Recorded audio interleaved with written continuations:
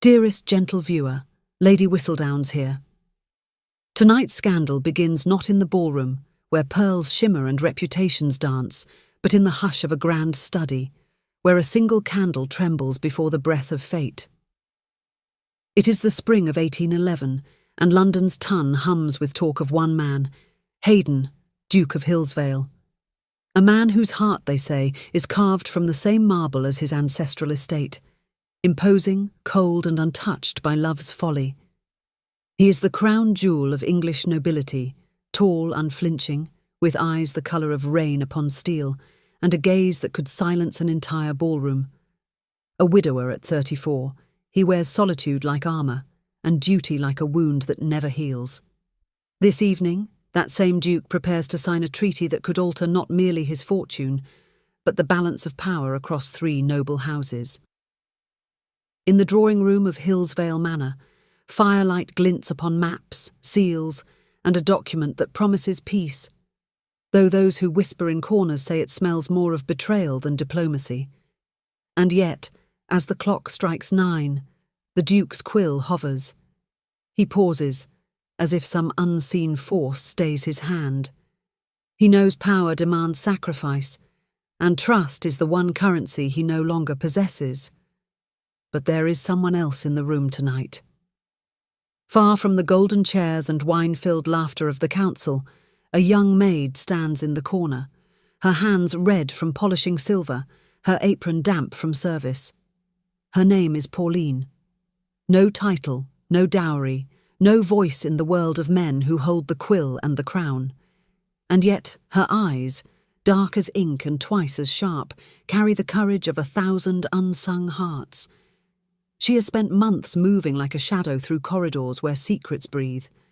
And in those shadows, she has heard what no one else dares repeat, that the very treaty the Duke is poised to sign tonight was born of deceit, crafted by those who seek to strip Hillsvale of its inheritance.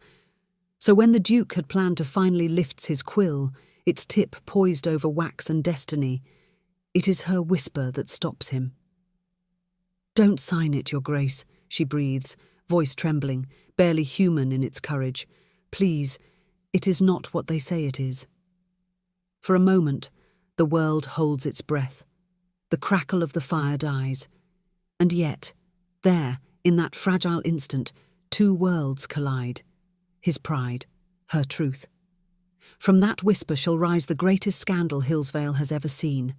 One that will test the limits of loyalty, upend the order of titles, and force even a duke to kneel before the heart he once swore was dead.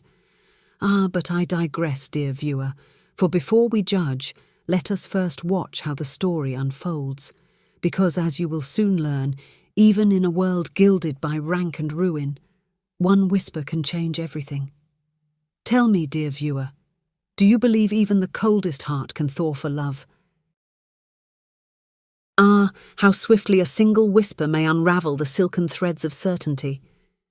For in the hours that followed that scandalous interruption, yes, that whisper which halted a duke's quill mid-air, the corridors of Hillsvale Manor trembled with secrets too daring to repeat. But fear not, for your faithful chronicler has obtained every last detail, and I must warn you, beneath every polished boot and gilded title lies a soul trembling with need. The Duke of Hillsvale Haydon, Duke of Hillsvale, was not a man accustomed to interruption, least of all by a maid. Since the passing of his young wife 3 winters prior, he had become London's portrait of controlled grief. Every inch of him, from the precision of his cravat to the steel in his jaw, was a declaration that emotion, like disorder, had no place in his world. They say his marriage had been one of alliance, not affection. And yet, when tragedy came, a carriage overturned on a rain-slick bridge. The Duke had been seen kneeling in the mud, calling a name the wind stole away. Since that night his laughter had vanished. He buried himself in the cold arithmetic of politics, in treaties, in law, in anything that did not feel. To the ton, he was enviable, handsome, wealthy, untouchable. To those within his household, he was a shadow, the ghost of a man whose heart had been locked behind oak doors and iron duty. One might say, dear listeners, that our Duke is not immune, merely unaware. And then there was Pauline. No debutante, no heiress, no lady with silks or suitors, merely a maid of no consequence, or so the gentry believed. Yet every scandal begins precisely with such a woman, unseen, underestimated, and therefore dangerous. She was born to the lower quarter of Mayfair, daughter of a bookseller whose debts had cost him everything. When misfortune came, she traded parchment for polish, her hands for work. But she never lost the habit of reading the very letters she delivered. It was through this habit that she first stumbled upon danger, a document in Lord Redgrave's study, one sealed with the Duke's crest but inked in a stranger's hand. A forgery, a deception, a trap. For nights she wrestled with her conscience. To speak meant dismissal, perhaps worse, but to stay silent would condemn an innocent man. Thus, when she whispered her warning, it was not boldness, it was desperation wrapped in faith. And yet, how curious is the way fate rewards courage. For the Duke, upon hearing that trembling voice, found himself staring not at a servant, but at something far rarer, truth without agenda. Dearest gentle listeners, if you have ever wondered how swiftly propriety may crumble when temptation and truth collide, permit me to offer you the events of the third evening at Hillsvale Manor. The weather, as though conspiring with the fates, had turned from drizzle to tempest. Thunder rolled over the moors like the judgment of God himself, and the great estate trembled beneath sheets of rain. Within its ancient halls, the air crackled with more than lightning. Scandal was brewing. On that faithful day, the council had reconvened in the Duke's study, summoned by Lord Redgrave himself to finalise the treaty that would bring peace among houses. Yet anyone who has read my papers knows, peace is rarely without a price. And in London, that price is almost always betrayal wrapped in wax and seal. Hayden, Duke of Hillsvale, entered the chamber in full control of his composure. Silver embroidery upon midnight velvet, his presence cutting through the gloom like a sword through fog. The lords rose, bowed, and spoke their polished lies. And amidst them, silent and invisible as a shadow, moved Pauline Hale, the maid assigned to Lord Redgrave's household, temporarily serving the visiting staff who had overtaken Hillsvale for the council's negotiations. Her task, outwardly simple, was to polish silver and pour wine. Yet her true duty, unknown to all but herself, had become far graver, to guard the truth she had discovered. For 3 nights prior, Pauline had overheard enough to chill her blood. In the servants' corridor adjoining the study, she had heard Redgrave's men speak of forged signatures, false debts, and secret commissions from the Crown's rivals abroad. The treaty they pressed upon the Duke was no peace accord, it was a noose woven in silk. That evening, as the Duke lifts his quill, its tip poised over wax. She gasped before she could stop herself, and the sound, a mere flicker of breath, drew the Duke's attention. He turned, slowly. The room stilled. "What was that?" Lord Redgrave asked, his tone sharp as a knife concealed in velvet. Pauline lowered her head, trembling. "Forgive me, my lord. The storm startled me." Redgrave's eyes narrowed, but Hayden's lingered longer, curiosity flickering behind his controlled expression. It was the first time he had truly seen her in full light. Hours later, Hayden himself insisted that the meeting be adjourned, the treaty left upon the desk awaiting the Duke's seal and signature. The lords retired to their carriages, leaving only the echo of boots and the scent of claret behind. Pauline, tasked with tidying the study, lingered by the fire, her heart pounding. She dared to look upon the document again, and there it was, the forged signature, perfect in ink, impossible in truth. "Who is really behind this?" she murmured. "I thought the staff dismissed for the night," he said, "and yet here you are, inspecting state documents." She turned sharply. The Duke stood in the doorway, arms folded, his gaze unreadable. "I was only cleaning, Your Grace," she stammered, clutching the duster to her chest. "I did not mean—" He stepped closer, his tone low but not unkind. "Do you make a habit of cleaning with such scrutiny, Or do you read every letter that crosses my desk?" Her voice trembled, yet conviction steadied it. "I only wish to be sure your grace does not sign something that is not truly yours." A silence fell between them, alive, electric. The fire crackled. Outside, thunder split the sky. "You presume much, Miss Hale," he said at last.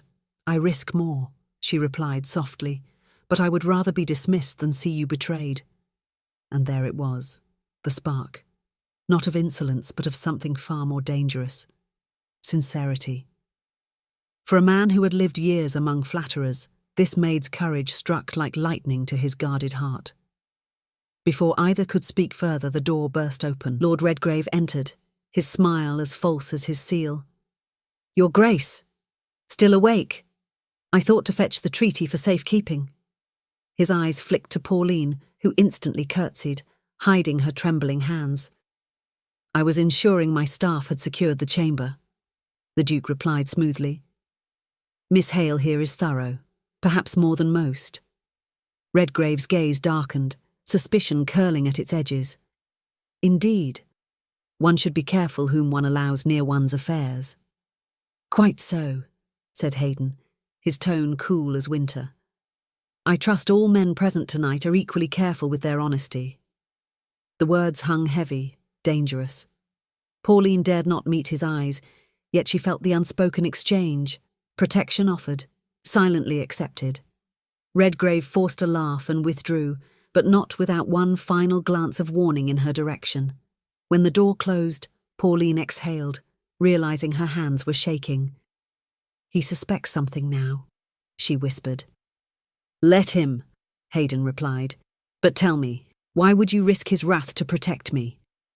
Her answer came barely above a breath. "Because men like him build their peace on other people's ruin, and I cannot bear to watch another good man fall." For the first time in years, something in the Duke's composure cracked, an emotion he could neither name nor deny. He studied her in the flickering light. "You've heard something, haven't you?" She hesitated. "Only enough to know that if you sign that paper, Hillsvale will no longer belong to you." He stepped closer, voice low. "Then you must tell me all you know, but not here." "My lord?" "There are ears in these walls. The council quarters are no longer safe." Her pulse quickened. "Where then?" "Tomorrow," he said, "at dawn, in the gardens before the staff wake." And then, as though realizing the gravity of his own words, he added, "Speak to no one of this, Miss Hale, for both our sakes." Their gazes met, his steady, hers defiant. Between them lay a silence threaded with danger, curiosity, and something neither dared name. How deliciously reckless, a duke and a maid, conspiring beneath the storm's eye. How could the ton resist such gossip? Already whispers stir through the servants' hall, that the duke lingers where no nobleman should, that a lowly maid holds his confidence. And as for Miss Hale, well, some call her foolish, others brave, but I, your humble chronicler, call her inevitable. For history, as I've learned, is not written by kings nor councils, but by women who dare to speak truth to power. Still, one must ask, when truth becomes intimacy and intimacy becomes scandal, how long before even courage tastes like sin? That night, as the storm raged above, two restless souls lay awake in separate chambers, one weighed down by suspicion, the other by fear. The Duke of Hillsvale had found a reason to doubt his peers, and Pauline Hale, maid of borrowed employment, had found a reason to be afraid of her own heart. And so, gentle listener, it begins, the first flame in the tempest, the spark that will soon set all of London whispering. London's storms may have passed, but the weather within Hillsvale Manor is another matter entirely. For when thunder fades, what remains is far more dangerous, silence and the racing pulse beneath it. A fortnight has passed since the night of the forged treaty, and yet the air between the Duke and his maid remains thick with unspoken words. Their encounters are more now, but cautious, veiled behind the rhythm of duty, and yet everyone noticed the closeness, and even I, Lady Whistledown, know that some silences scream louder than speech. Hillsvale's corridors have grown talkative of late, servants whisper in corners. The steward lowers his voice, and even the cook swears she has seen His Grace pause too long when Miss Hale passes by. The world above the stairs, however, hums with a different melody. Lady Violetta Cresswell. Yes, that Violetta, the self-appointed guardian of London's virtue, has turned the incident in the East Conservatory into this season's most delicious scandal. By her telling, the Duke's philanthropy toward a servant girl borders on obsession. Her quill scratches nightly, feeding the city's gossip sheets with speculation and sighs. And what does our Duke do? Nothing. He neither confirms nor denies. He attends his meetings, dines with the council, and walks the estate gardens as though unaffected. But his servants know better. He now takes the long way to his study, the one that passes the servants' wing. Ah, denial, the most fragile armour of all. On a pale morning of mist and chill, the Duke finds Pauline in the gardens, the same gardens where he had once promised secrecy. She kneels among the frostbitten roses, trimming them with care that seems almost reverent. "You should not be out in the cold," he says, his voice softer than he intends. "I could say the same, Your Grace," she replies without rising, "but roses do not bloom unless someone tends them, even in frost." He studies her, struck by the metaphor he cannot ignore. "You speak as though they feel." Perhaps they do. They bleed when cut, and yet they grow back. She glances up then, and there it is, that dangerous stillness between them, a heartbeat too long, a look too honest. When she rises, their distance is but a breath. The Duke steps back first, though his pulse betrays him.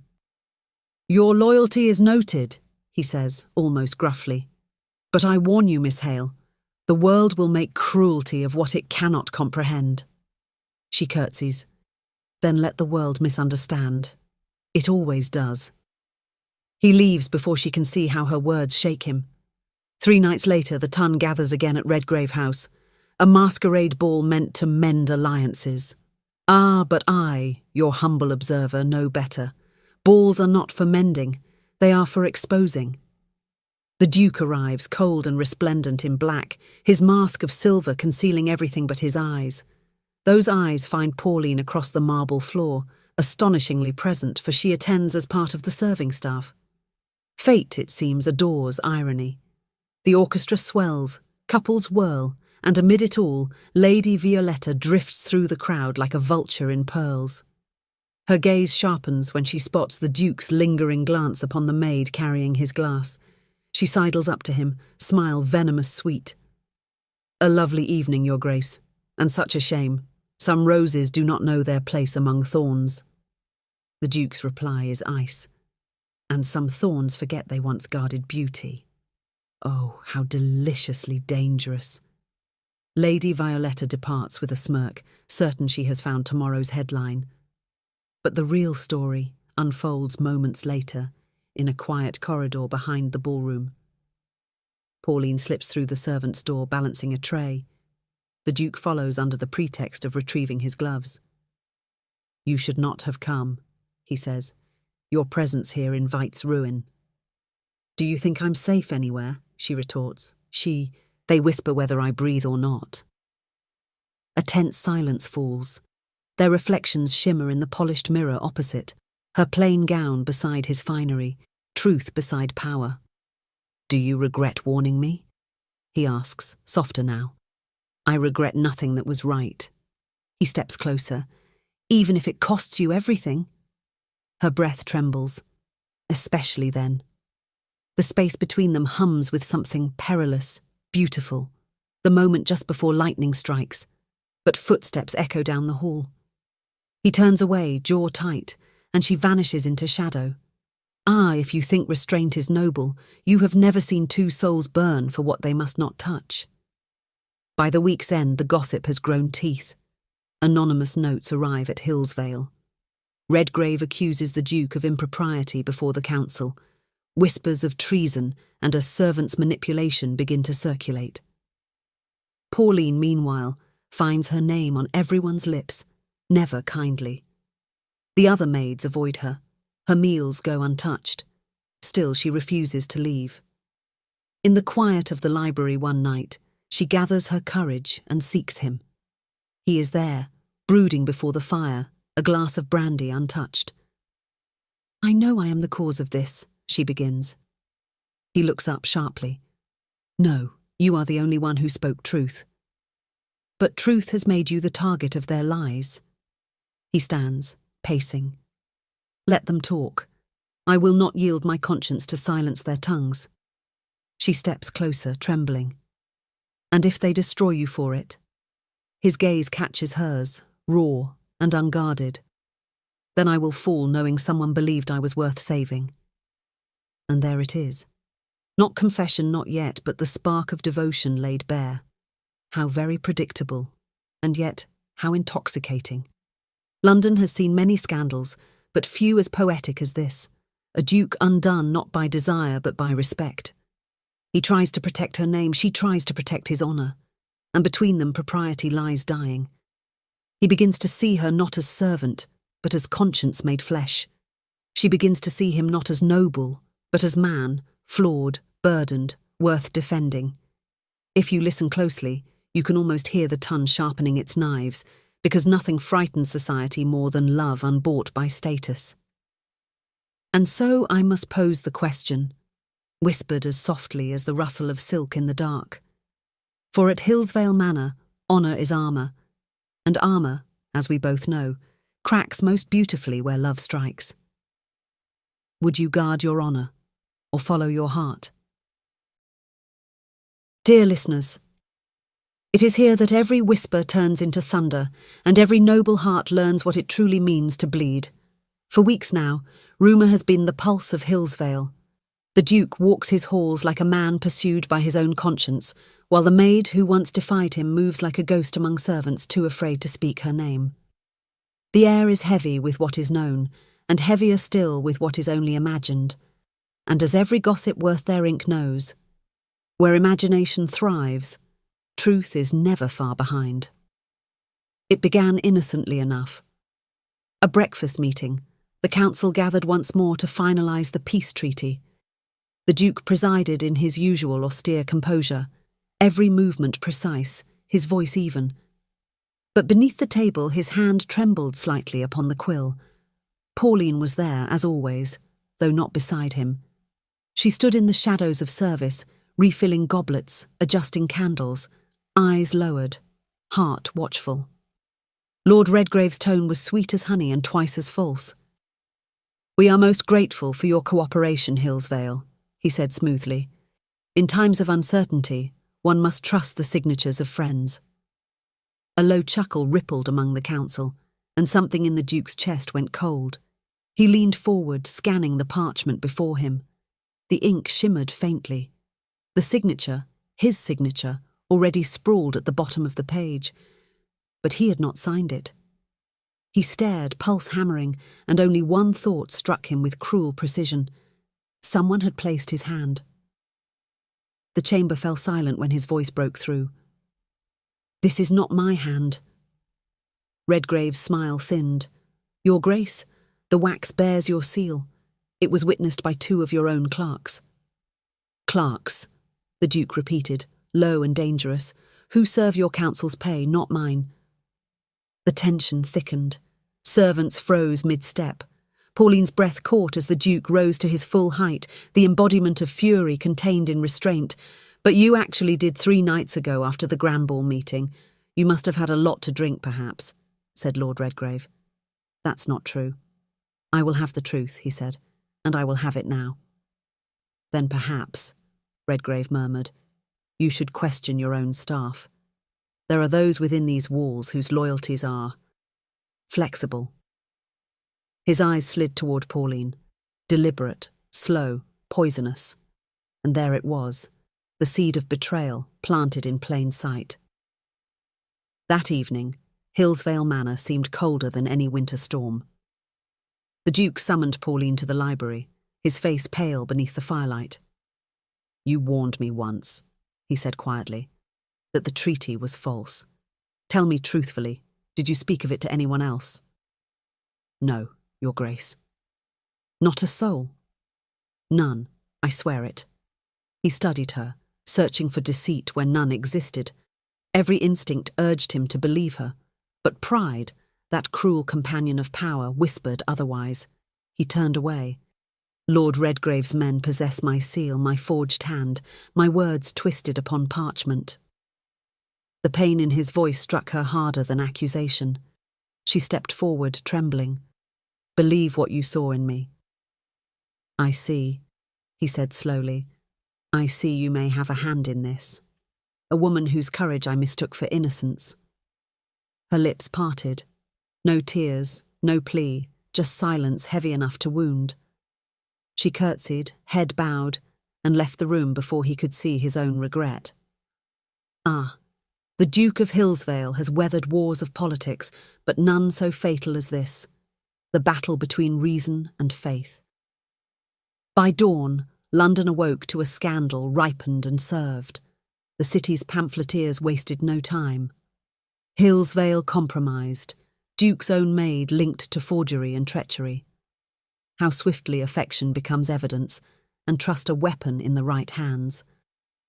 Pauline's name was whispered in parlours, her face painted in rumour's cruel ink. At the manor the servants avoided her gaze. She bore the silence with quiet dignity, but every step felt like walking through glass.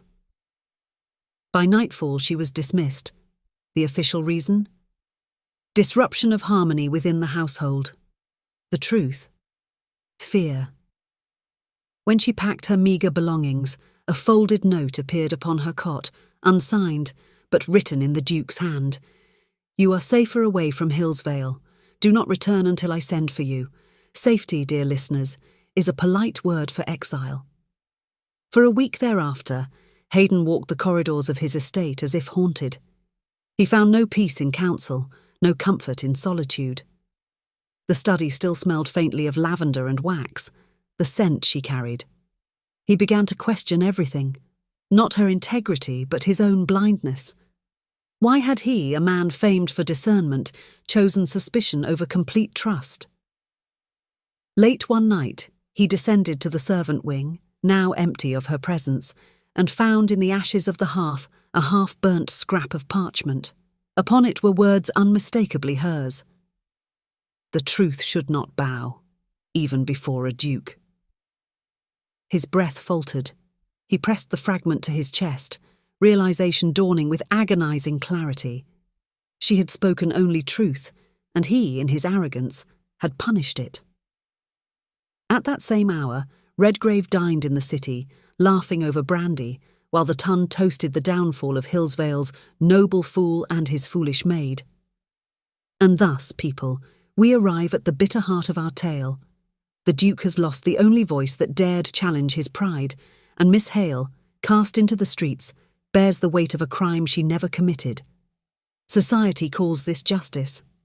I call it cowardice draped in silk. The lords who whispered against her now dine by candlelight upon the spoils of deceit, while the man who once wielded power over kingdoms cannot command his own remorse. They say that dukes are made of marble, unmoved, untouchable, but I have seen the cracks forming, and when marble breaks, it does not bend, it shatters. For even dukes are not spared the cruel hand of fate. And though London sleeps tonight beneath a sky washed clean by rain, I assure you, the storm within Hillsvale is far from over. For love, once wounded by pride, does not die quietly. It waits, it burns, and when it returns, it comes with truth enough to unmake an empire. Within Hillsvale, the Duke roamed his vast halls like a prisoner of his own making.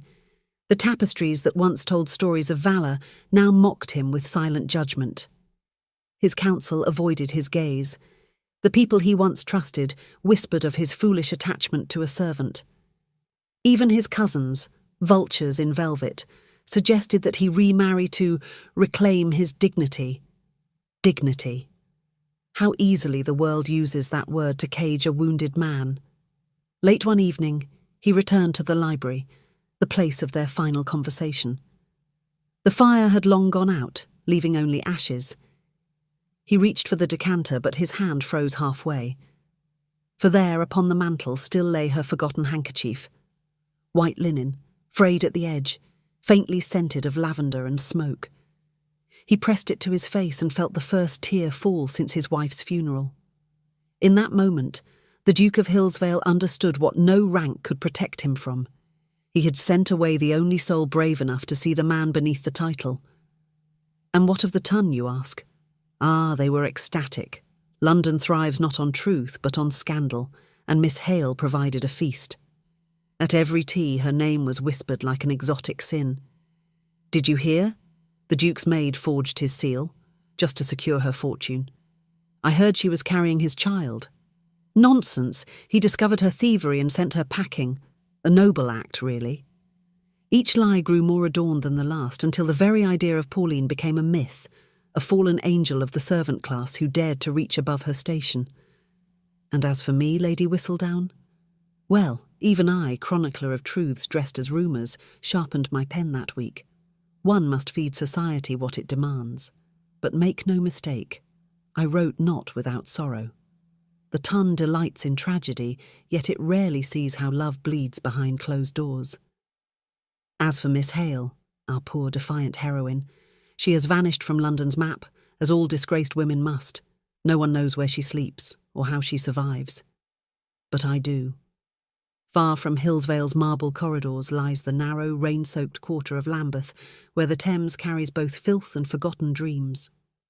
There, in a small attic above a laundress's shop, Pauline toils from dawn to dusk. Her hands, once accustomed to polishing silver, are now raw from scrubbing linens for the households that gossip about her downfall. Every evening she pauses by the window to glimpse the distant lights of Mayfair, the world that banished her, yet still holds the man she cannot forget. Sometimes she writes his name upon the fogged glass, not as a plea but as remembrance. "Hayden," she whispers, "may your conscience be kinder than your pride." Meanwhile, Redgrave's influence grows unchecked. With the Duke isolated, the Council passes the treaty without opposition. Hillsvale's lands are stripped piece by piece, disguised as redistribution for the good of the realm. Every ballroom in London hums with false sympathy. "Oh, such a pity," says Lady Renfield between sips of champagne. "The Duke might have recovered had he not entertained that servant girl." "Indeed," adds another, "men of power so often mistake gratitude for love. Their laughter rings like crystal, and somewhere I swear the heavens flinch, because beneath the ridicule lies envy. For what terrifies them most is not his ruin, but the proof that even a duke could feel something real." In the silence of Hillsvale, Hayden's restraint finally cracks. He roams his study like a man pursued by ghosts. He finds her hair ribbon tucked within a drawer, left behind the night she departed. It still smells faintly of lavender. He remembers the warmth of her voice, the steadiness of her gaze, the way she said truth as though it were sacred. Now the same truth burns him alive. He smashes the inkstand across his desk. "You fool," he mutters. "You damned fool." But the walls offer no reply. Only the echo of her name, as if the house itself mourned her absence. At dinner, he cannot eat. At night, he dreams of her standing in the storm outside his door, soaked through, eyes shining with accusation. He wakes, breath ragged, whispering, "Come back." But she does not. The following week, the scandal reaches new heights. The Duchess of Berrington hosts a masquerade, a glittering affair meant to distract the ton from its own sins. Masks of silk and feathers flutter, wine flows like gossip, and amidst the laughter, one daring guest recites a verse supposedly inspired by the fall of Hillsvale. He sought an angel, found a maid, his heart undone, his honour frayed. Let nobles weep for what they crave, love cannot bloom within a grave. Applause erupts. Fans flutter. And yet, when the masked poet bows, it is none other than Lord Redgrave himself, basking in the cruel poetry of another man's ruin. Oh, dear listeners, London has always preferred its tragedies public and its sympathies private. But fate, ever mischievous, has not yet finished with Pauline Hale. One evening, while delivering freshly laundered linens to a solicitor's clerk, she hears a familiar name spoken in the back room. The Duke of Hillsvale has ceased payment on his estates. The council now holds full stewardship. Her heart stumbles in her chest. She lingers, listening, and catches the next words like a knife to the ribs. Lord Redgrave will soon present the original treaty, signed, sealed, and dated before the Crown. But she knows that treaty was never signed, not by his hand. The parchment must be the forgery, the very snare that destroyed them both. And suddenly the despair that had hollowed her for weeks is replaced by something sharper. Purpose. The Duke's surrender. Back at Hillsvale, Hayden receives a formal summons from the Crown's office. If he cannot prove the signature false, his lands will be seized. He does not fight. He simply sits before the fire and whispers, "Let it be taken. I have already lost what mattered most." His cousin urges him to appeal. His steward begs him to travel to London. But the Duke only shakes his head. What good is title without trust? Let Redgrave have his victory. He signs the final withdrawal papers and seals them with the Hillsvale crest. When the wax cools, he presses his thumb into it, not as a mark of power, but of farewell. And as the clock strikes midnight, thunder rolls above the manor, echoing the storm within him. In this business of heartbreak, one grows accustomed to ruin. But not like this. Not when ruin looks like a proud man kneeling before the ghost of his own mistakes. Not when a woman's silence speaks louder than every false confession printed in ink. Society clinks its glasses to the death of love, believing itself immune. Yet every toast rings hollow. Every smile hides the tremor of recognition. For deep down, the tongue knows this truth. No fortune can guard the heart against regret. And regret, my dear, is the one scandal from which even a duke cannot recover. So the curtain falls on our sixth act, drenched in rain and sorrow.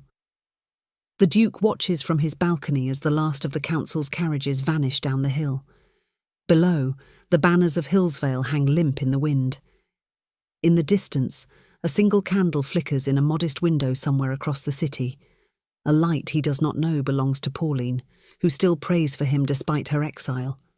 Two hearts divided by pride and lies. Two souls adrift in the wreckage of love's ruin. And though the night swallows their hope whole, I, Lady Whistledown, see what they cannot. The storm has not ended, it has merely learned patience. I, whose quill has immortalised 1,000 scandals, must confess, there are moments when gossip trembles before the weight of the human heart. For while London still laughs at Hillsvale's disgrace, far from the glitter of chandeliers and champagne, the story has shifted. Pride has begun to crumble. Conscience has awoken. And the mighty Duke who once stood untouchable before society now stands alone before judgment, not from the crown, but from his own soul. It begins, as redemption often does, in silence. The grand mirrors of Hillsvale, once proud enough to reflect only perfection, now show a man hollowed by regret.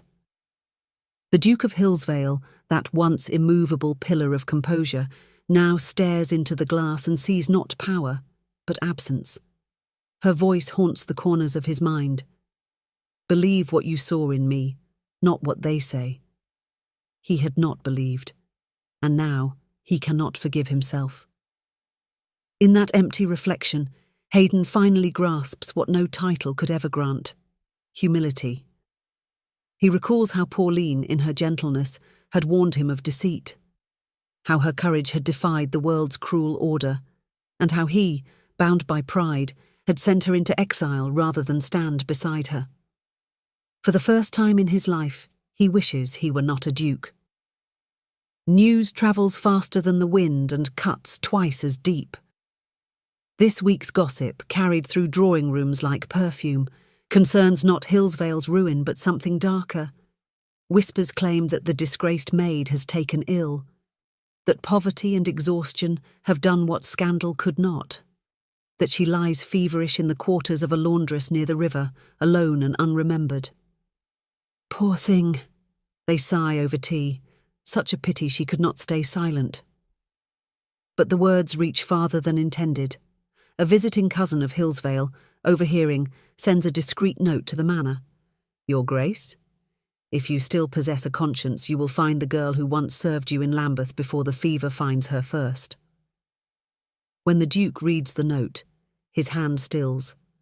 The firelight catches his face, and for the first time it reveals not anger, but fear. He leaves that very night. No retinue, no crest, no title. Just a black cloak and a single horse beneath the weight of his guilt. Rain falls in sheets as he rides from the manicured lawns of Hillsvale into the grime of the city's underbelly. His gloves, once the softest leather, are soon caked with mud. His hair clings to his temples, and his fine boots sink in the filth of forgotten streets. By the time he reaches Lambeth, he no longer resembles a duke, only a man desperate to right the wrong he created. He finds the laundress's shop closed, its windows dim. But the neighbour, a grey-haired woman, peers through the rain-smeared glass and gasps when he removes his hood. You're too late, Your Grace, she murmurs. The fever took her this morning. His world stops. Where is she? He demands. The woman points down the narrow lane toward a small church at the river's bend. Father Giles keeps her there. Said he'd watch over the poor soul till morning. Without another word, Hayden runs, past puddles, past cries of beggars, through the downpour that feels like divine punishment. Inside, candles flicker against the damp stone walls. The scent of wax and rain mingles with the faint metallic sting of sorrow. And there, upon a narrow cot near the altar, lies Pauline Hale, pale as the moonlight that slips through the stained glass. For a moment he cannot move. His hand grips the pew, knuckles white. Then, slowly, he kneels beside her. Pauline. Her eyes flutter open. At first she does not believe he is real. Then her breath catches, a ghost of a smile on her lips. Your Grace, she whispers weakly, voice fragile as paper. What are you doing here? Looking for forgiveness, he says, voice breaking, though I hardly deserve it. Her hand trembles as he takes it, rough with calluses from labour. Forgiveness, she murmurs, isn't something a duke must ask for. But I am not a duke tonight, he replies softly. Only a man who wronged you.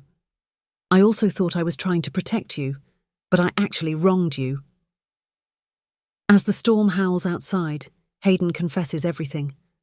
The pride that blinded him, the fear that made him doubt her, the agony of realising too late that she had been his only truth. Every word falls like a wound reopened, yet Pauline listens with quiet grace. When I left Hillsvale, she says faintly, I thought you hated me. I hated myself, he admits. You were the only soul brave enough to tell me the truth, and I called you a liar. That was my crime, not yours. A tear slips down his cheek. If I could trade every acre of land for the chance to undo that night, I would. She studies him, this man of marble now cracked by remorse, and for a fleeting moment warmth returns to her voice. Then perhaps, Your Grace, you've begun to learn what love truly costs. By dawn, the fever breaks. Whether by divine mercy or the sheer stubbornness of the human heart, Pauline stirs beneath the blankets, her colour returning faintly.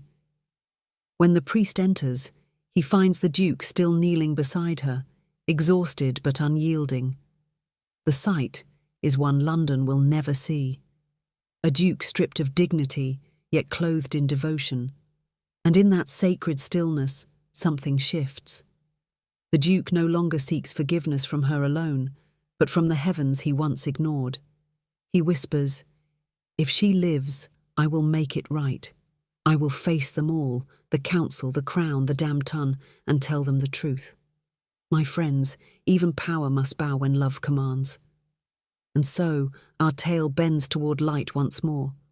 The man London mocked has remembered his heart. The woman London shunned has proved her worth beyond reproach. It is a rare thing, this transformation. Most noblemen learn nothing from ruin. They drown their regrets in brandy and vanity. but Hillsvale has done the unthinkable. He has changed. There is poetry in that, is there not? For all the pomp and ceremony of rank, it takes only a feverish hand and a whispered apology to reveal what true nobility means. And so I write, with uncharacteristic admiration. Even a duke must kneel when love commands. As dawn breaks over Lambeth, sunlight filters through the church windows, washing Pauline in gold. The duke watches her breathe, alive, fragile, and impossibly human. Outside, London stirs. The carriages begin to roll, the bells begin to chime, and with them, a new scandal prepares to be born. But this time, it will not be a tale of disgrace. It will be one of courage, redemption, and the scandalous notion that even the proudest heart may kneel for love. How swiftly the tides of fortune turn. Only weeks ago, London whispered of ruin, disgrace, and fevered shame. Now it trembles with anticipation, for the Duke of Hillsvale, once condemned by the ton, once damned by his own pride, has returned to the city. And what, pray, does he seek? Not vengeance, not power, but truth. Ah, what a dangerous thing truth is when spoken aloud in a world built upon appearances. When dawn broke over the polished cobbles of Mayfair that fateful morning, few noticed the dark carriage that halted before Parliament Hall. Yet inside sat a man transformed, gone were the silks and smugness that once marked him. The Duke now wore black, mourning not the loss of his fortune, but the death of his arrogance. His jaw, once held high in disdain, was softened by resolve. Pauline, though pale from her recovery, insisted on coming beside him. "You cannot face them alone," she had said. He'd replied, voice steady but low, "They will call it folly, bringing you before them." Her smile was small but unyielding. "Let them call it what they please. We both know the truth now." Thus they came together, the fallen Duke and the woman the ton had tried to erase, hand in hand beneath the cold London dawn. And I was there. By midday, the grand hall brimmed with nobles, councilmen, and curious spectators. Lace fans fluttered like restless butterflies, whispers flitted between jewelled lips, and every gaze turned to the doors as the herald announced, "His Grace, the Duke of Hillsvale." The room fell still. He entered slowly, every step echoing across the marble. At his side walked Miss Pauline Hale, dressed not as a servant, but in modest white muslin, her hair unadorned save for a simple ribbon. Gasps rippled through the chamber like wind through reeds. Some turned away in scandalized horror. Others leaned forward in hungry fascination. And at the head of the council table, Lord Redgrave smiled. "Your Grace," Redgrave drawled, his voice oily with triumph. "To what do we owe this unexpected visit? Have you come to surrender the remnants of your estate or merely your dignity?" The Duke did not flinch. "Neither," he said. "I've come to expose a lie." The Duke's voice carried across the hall, firm but stripped of arrogance. He recounted the events, how Redgrave had falsified the treaty, how signatures were forged, how lies had destroyed not only his lands but the honour of the woman beside him. He did not plead for sympathy. He confessed. "I let my pride blind me," he declared. "I let whispers guide me instead of truth. And in doing so, I cast away the only person who ever spoke to me without fear. The fault is mine alone." A hush fell so complete that even the chandeliers seemed to hold their breath. Pauline stepped forward then, voice trembling but resolute. "I was called liar, thief, and temptress," she said, "but I bore it because I loved a man who could not love himself. If society calls that disgrace, then I am content to remain disgraced." You could have heard hearts breaking beneath corsets that day. Even Redgrave's smirk faltered as the Duke produced the final blow, the steward's sworn statement, signed and sealed, proving Redgrave's deception. The forged treaty, exposed before the entire council. The Duke had carried out thorough investigations and through the help of his loyal servants found out the truth. "Your hand, Redgrave," the Duke said quietly, "is not only stained by ink but by betrayal. Pandemonium followed. Councilmen rose in outrage, shouting over one another as guards seized the stunned Lord Redgrave.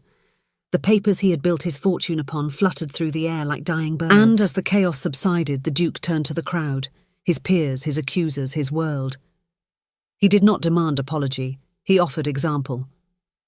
"Let this serve as lesson," he said, "that honour does not come from title nor from wealth, but from the courage to face one's own sins." For once no one dared to mock him. When the hall emptied and the murmurs faded to echoes, Hayden turned to Pauline. The morning light through the high windows caught her face, so soft, so steady, and for a moment the great hall, with all its history and judgment, vanished. There was only her. He took her hand, not as a duke claiming possession, but as a man seeking permission. "Pauline," he said quietly, "I once asked you to stay beneath me. I was a coward then.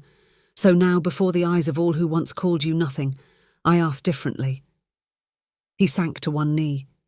Gasps resounded through the remaining onlookers, but none dared interrupt. "Stay beside me," he whispered. "Not as servant, nor saviour, but as the woman I am unworthy of, yet cannot live without." Tears glimmered in Pauline's eyes, though her smile trembled with joy. "Then rise, Hayden," she murmured, "for I will not let you kneel alone." And as she drew him up, the hall erupted, not in outrage, but in applause. I confess, my quill trembled as I wrote this account. For years I have chronicled the ruin of hearts, the fall of fortunes, the endless parade of scandalous follies. But rarely, so rarely, does London bear witness to redemption. What poetry it was! A duke who learned humility, a woman who taught a nation grace. The tongue, ever fickle, will no doubt rebrand the tale to suit its vanity. Already the whispers have begun. The tragedy of Hillsvale turned legend of love. A scandal so pure it redeemed us all. But we know the truth. Redemption is never found in applause. It blooms in the quiet moment when a man faces his ruin and chooses love over legacy, and thus London gained not merely a reformed duke, but a legend. Outside the hall the sky broke open, not with thunder, but sunlight. The city, washed by weeks of rain, seemed to gleam anew. The Duke offered Pauline his arm. She hesitated, then placed her hand upon it. "Do you think they will forgive us?" she asked softly. He smiled, a weary, hopeful smile. "No, but perhaps they'll learn from us." Whistledown's quill scratches faintly here, the ink thinning as I write the final words of the day. Love does not ask for permission from the world. It merely arrives, scandalous and sure, and changes everything. How strange, how deliciously ironic that the same city which once revelled in a man's ruin should now sigh over his redemption. For London, ever fickle and fond of gossip, has discovered that scandal fades, but love, love endures even the sharpest whisper. Let us draw back the velvet curtain one last time, and see what has become of our scandalous Duke and the woman who taught him what it truly means to kneel. It has been 3 months since the day the council chamber fell silent to witness a duke's confession. The papers now call it the miracle at Mayfair. Others, more poetically inclined, name it the redemption of Hillsvale. Whatever the term, peace has finally settled over Hillsvale Manor. The morning sun spills over the dewy gardens, where roses, once left to wilt, now bloom in defiant colour. Servants move lightly again, laughter returning where whispers once lingered. And within the grand but now humble breakfast hall sits Pauline Hale, no longer a maid, but the Duchess of Hillsvale. She pours tea into a china cup, her posture as serene as her smile.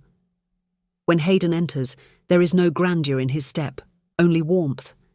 He still carries the air of a duke, yes, but softened by love, made human by grace. "You rise early, Your Grace," she teases gently.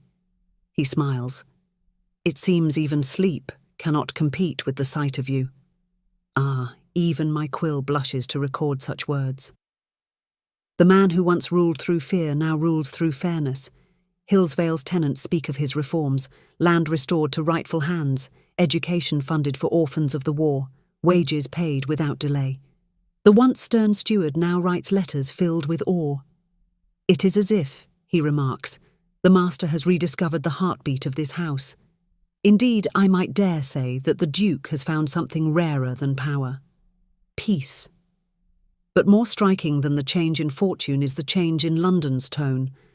Where once he was a cautionary tale, he has become a symbol of something dangerously romantic, proof that even scandal may end in virtue. Of course, society, ever vain, has rewritten its own history. "Oh, we always knew Miss Hale had quality," declares Lady Renfield now, conveniently forgetting her earlier venom. "Indeed," replies another, "there was always something noble in her bearing. It is no wonder the Duke saw it first." To which I, your faithful chronicler, can only smile. How quickly hypocrisy perfumes itself as foresight. Yet not all who condemned them have turned away. Weeks after the trial, a letter bearing the royal seal arrived at Hillsvale. Pauline, startled, feared another summons. But when Hayden broke the wax, a smile touched his lips. "To His Grace, the Duke of Hillsvale. Her Majesty commends your courage in unveiling corruption within the council and extends gratitude for your honesty in a matter that might have undone lesser men. May this serve as testament that truth, though costly, is never without reward." And beneath the royal signature, in a graceful hand, was written a single line: "You have reminded the realm that nobility is not inherited, it is earned." Pauline's eyes filled with quiet tears. "Then perhaps," she murmured, "London may learn yet." Hayden took her hand. "If not London, then we shall teach by living." Later that week, Hillsvale hosted its first open garden fete in years. Invitations went to every household, titled Common and Forgotten alike. Some attended out of curiosity, others out of guilt. But what they found was not the stern Duke of old, nor the trembling servant they had once mocked, but two souls moving as equals through a garden reborn. Pauline knelt beside a young orphan girl from Lambeth, helping her tend a patch of lilies. "They thrive best," she said softly, "when you give them light and room to grow." The girl nodded. "Like people?" Pauline smiled. "Exactly like people." From the terrace, Hayden watched her, his duchess, his heart, and thought not of scandal or survival, but of salvation. He turned to Lord Pembroke, one of the few who had stood by him in disgrace. "I once believed redemption to be a thing a man could earn," Hayden said. "But now I see. It is something one is given when another chooses to believe you can change." And so, my friends, our tale draws to its tender close. What began in pride and peril ends, as all true romances must, in quiet devotion and the sweet irony of contentment. For what is love, if not the most dangerous scandal of all? I shall not pretend London has ceased its whispering. It never will. There will always be another secret, another duke, another daring heart to tempt fate. But this story, their story, reminds us that behind every rumour lies a truth far gentler and infinitely braver. It is said that on certain evenings, as twilight drapes itself across the city, one may glimpse the Duke and Duchess walking hand in hand through the streets of Mayfair, unconcerned by the glances that follow them. And the Tun, in all its perfumed hypocrisy, curtsies and bows, pretending it had believed in their love all along. But I know the truth. I always do. The carriages have long rolled home. The lamps flicker along the Thames. From their balcony at Hillsvale House, Pauline rests her head against Hayden's shoulder, the city stretched beneath them like a sleeping child. "Do you ever miss it?" she asks softly. "The games, the gossip, the glory?" He laughs quietly. "No, my love. I've learned that the only legacy worth having is the peace beside you. Below, London hums, the endless waltz of secrets and sinners continuing as it always will. but for once its cruel rhythm no longer touches them. And somewhere in a quiet townhouse not far away, I, Lady Whistledown, dip my quill and seal my final report with wax the colour of rose petals. Love, as I have oft observed, is the one scandal no duke survives, and the sweetest one he'll ever know. And so, my dearest listeners, we arrive at the end of another tale whispered through the gilded halls of London, one of heartbreak, defiance, and the daring audacity of love. Do you believe redemption can rewrite even the coldest of hearts? Tell me, dear viewer, and do subscribe for more tales from London's whispered halls.